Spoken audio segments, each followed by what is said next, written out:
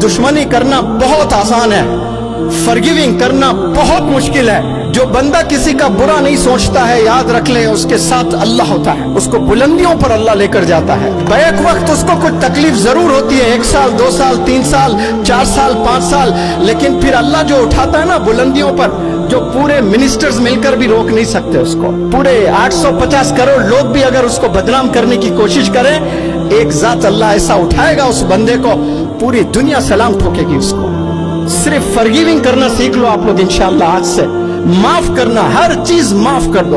अल्लाह की बारगाह में जाने से पहले आपने नियत करना कि या रब मैंने मेरे दिल को साफ कर दिया, इस दिल में किसी के लिए जहर नहीं है, मैं सबको माफ कर दिया। 850 करोड़ लोग अगर इस वक्त में आकर मुझे सलाम करें तो मैं जवाब दूंगा, बल्कि मैं पहले सलाम करूंगा इंशाअल्लाह। ये नियत करें आप लोग। भले वो आपका दुश्मन है, आपको सताए, उससे दूरी इख्तियार कर लें, डिस्टेंस करें अपने आप को, लेकिन सलाम करना ना भूलें आप।